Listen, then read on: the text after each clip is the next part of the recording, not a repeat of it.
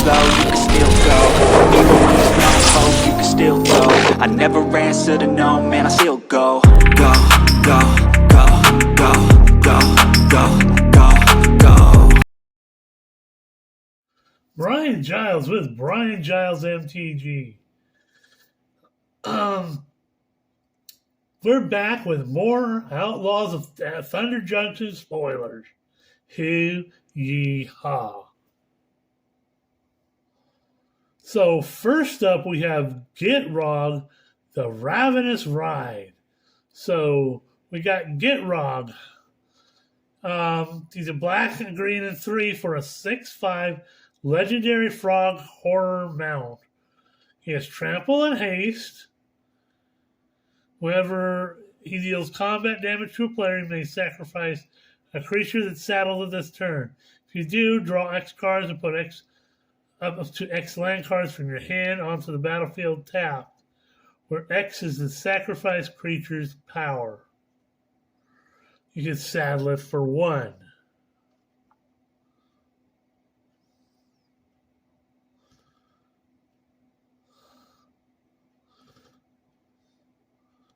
So he's fun, especially when playing with original Gitrog and the any cards that have land recursion and the new desert lands that we spoke about in the last video.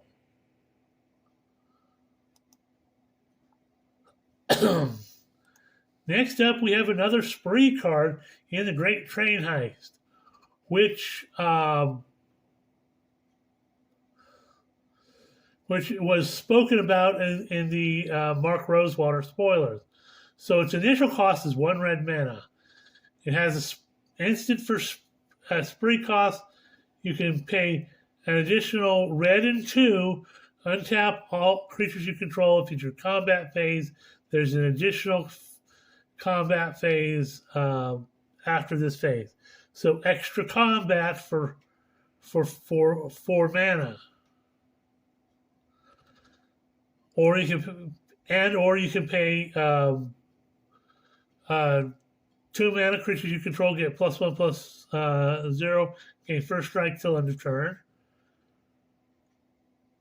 Or pay another red to target opponent whenever a creature you control deals combat damage to that player this turn.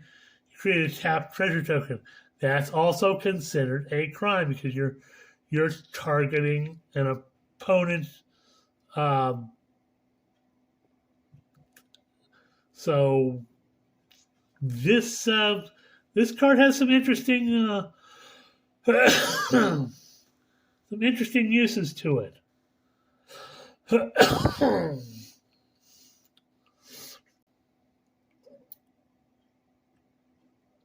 And like I said, these spree cards add some versatility to how you play the game.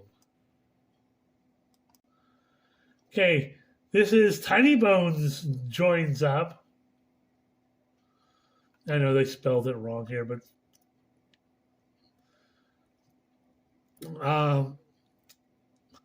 this is the Tiny Bones companion card for a single black mana. Get a legendary enchantment. When it enters the battlefield, any number of target players each discard a card. Whenever a legendary creature enters the battlefield under your control, any number of target players each mill a card and lose a life. So this slots kind of in your mill deck as well, and and they're targeting players, which also constitutes a crime.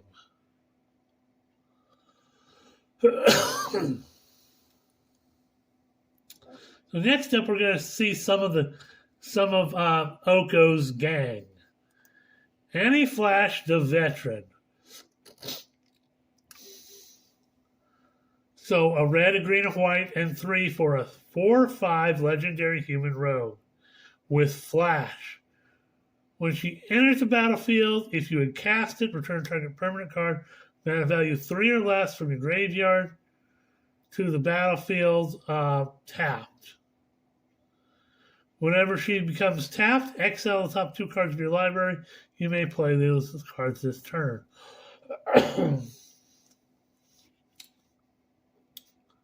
So you have to cast her to get her ETB. You can't just, blink her with some stuff.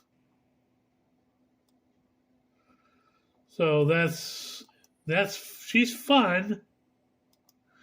Next up, we have Kellen the Kid. Seems like Kellen's the guy that's everywhere these days. So a green, a white, and blue for a 3/3 legendary human fairy rogue with flying and lifelink. If you cast a spell from anywhere other than your hand, you may cast a permanent spell with equal or lesser mana value from your hand without paying its mana cost. If you don't, you may put a land card from your hand onto the battlefield. Ooh, spicy. That is dirty, dirty, dirty. If you're playing with a plot mechanic and you've got some cards plotted down, or you get some sort of free spell, you can cast spells with equal or lesser mana value from your hand, or if you don't, you can put a land card down, which plays into like landfall mechanics and other stuff like that. That sounds dirty. Next up, we have Vraska the Silencer. So this is Vraska. She's, the desparked version of her Planeswalker self. So she's a black, a green, and 1 for a 3/3 Gorgon Assassin. She has Death Touch. Whenever a non-token creature an opponent controls die, you may pay a generic. If you do, turn that card to the battlefield tapped under your control. It's a treasure artifact. With tap it, sacrifice this artifact and 1 mana of any color, and lose all other types. So she gets the best ability of her Phyrexian form if you pay, like a generic mana. Except that, the creature has, the opponent's creature has to die. But, in the stuff around her and her companion card, it's all about Death Touch. So, hoo-ha.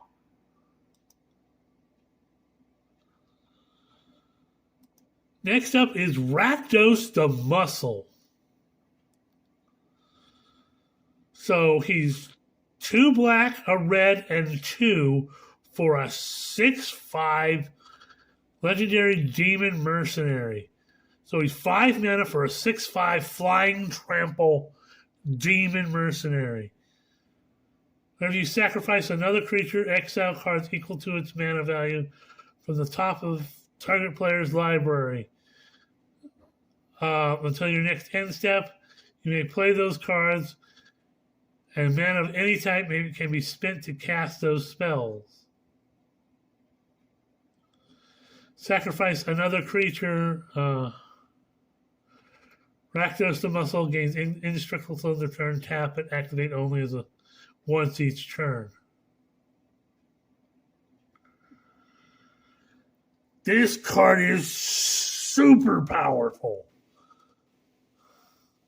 In a sacrifice deck, he is absolutely the beast. He's a 6/5 flying trample, for those of you who don't know what that means. For 5 mana. And the idea is you tap him,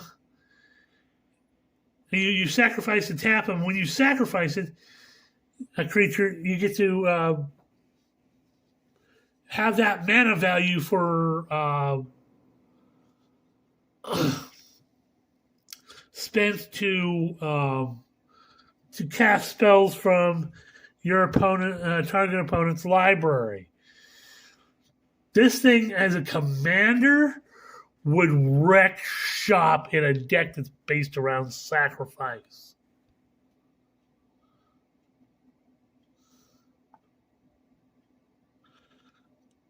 This dude is dirty. And by sacrificing a creature, he gains indestructible. So he has some self-protection that sets off his first ability.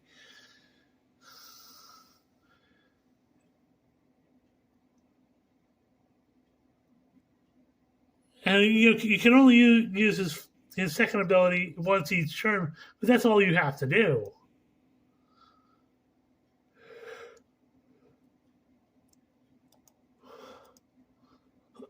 Next up, we have Gisa the Hellraiser. So,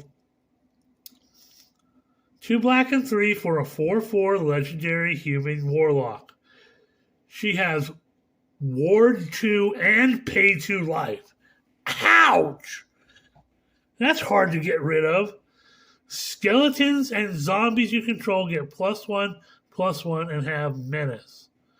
Whenever you commit a crime, create 2 blue and black zombie rogue creature tokens, and it only triggers once each turn. Pause for the cause. And we're back. So Gisa is really powerful in zombie and skeleton decks. If you're playing a zombie skeleton deck, she's just gonna wreck shop. And when you're targeting your opponent's stuff, you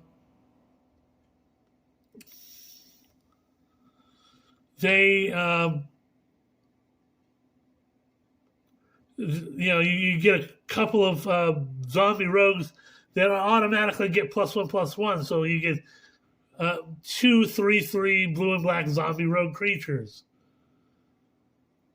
Dirty.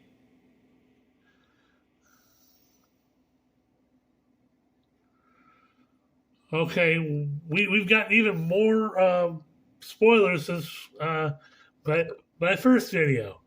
So, and of course that Gisa, also was one of the things that was her ability to give zombies and skeletons the +1/+1 was something seen in the Mark Rosewater spoilers. But this also is a card that was seen in the Mark Rosewater spoilers in Jace Reawakened. So he's only 2 blue mana for a 3 loyalty legendary planeswalker Jace. But you can't cast this spell during your first, second, or third turns. During your first, second, third. But if you can find a way to flash him in, you can flash him in on your opponent's first, second, and third turns.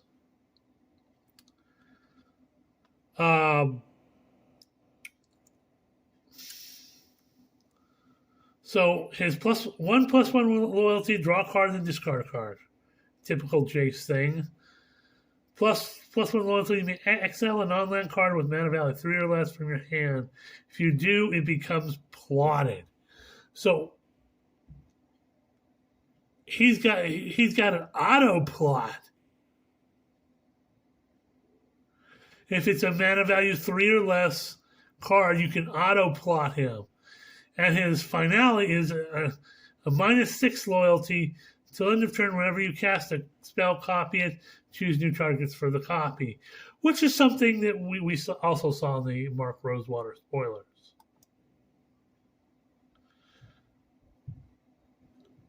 Try to keep an eye on the time here. So next up is Miriam Herd Whisperer. So she's a green and white for a 3/2 legendary human druid. As long as it's your turn, mounts and vehicles you control have hexproof For an uncommon, just that, whenever a mount or vehicle you control attacks, put a +1/+. Whoa! Holy! What the mother blazes?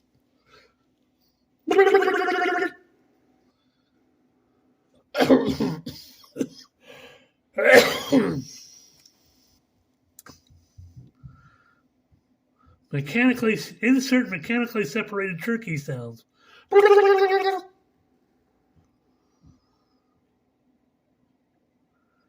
2 mana for a 3/2, which is really, that's a good value.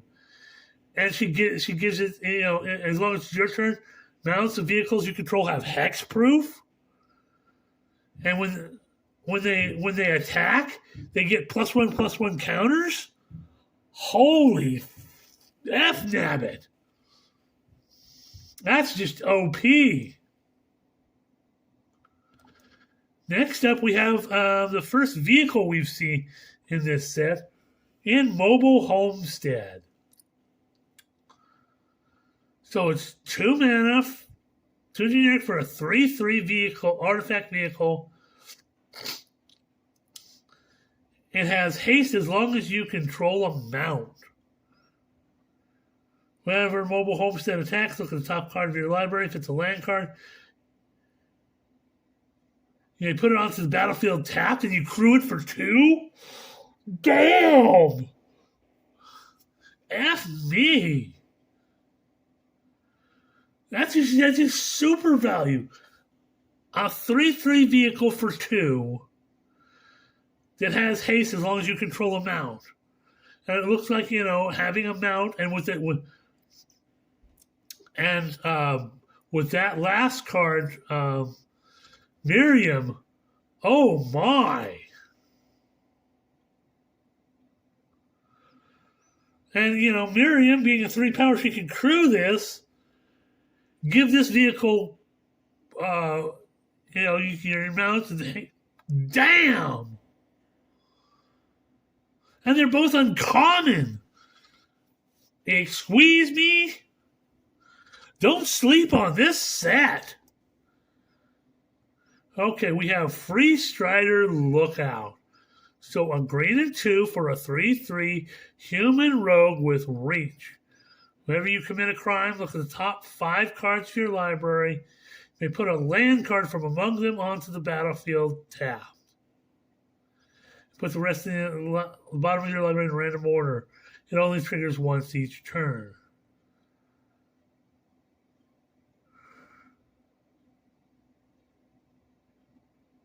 So, this could be interesting. More mana fixing. And again, it's in green, so you can put that into the Get Wrong deck. Next up is Hard Bristle Bandit. So he's a green and a 1 for a 1/1 plant rogue.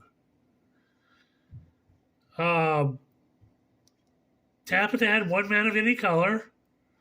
Whenever you commit a crime, untap. What? So if you commit a crime, you can untap him? Oh, and he's common. How overpowered is this set?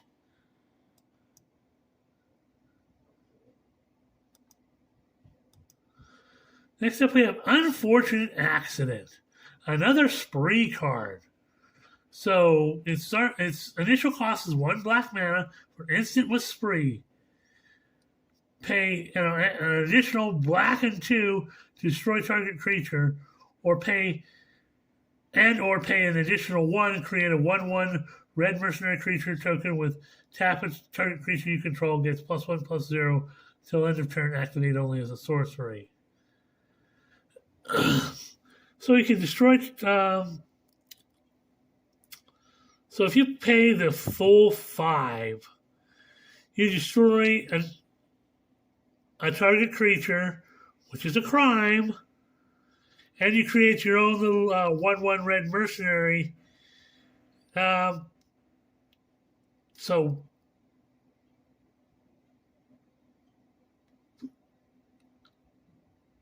that's kind of really wow.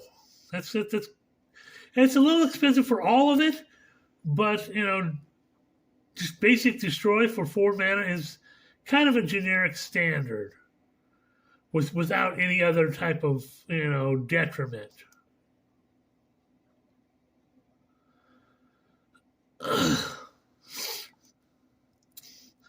Stella Lee Wildcard. This is another one of the front-facing commander cards. So she's a blue, a red, and 1 for a 2/4 legendary human rogue. Whenever you cast your second spell each turn, exile the top card of your library. Till the end of your next turn, you may play that card. Tap or to copy target instant or sorcery spell you control. You may choose new target for the copy. Activate only if you cast 3 or more spells this turn. So this is definitely, going to be a spell slinger commander deck.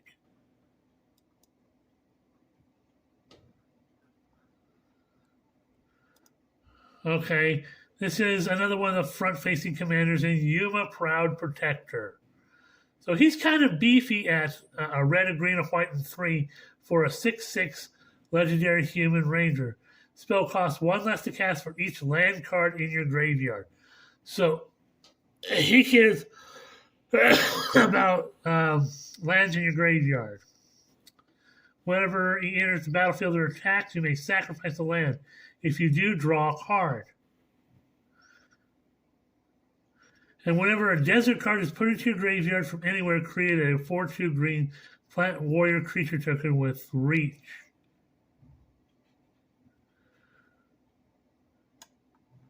Oh my god. This guy is literally Din Djarin.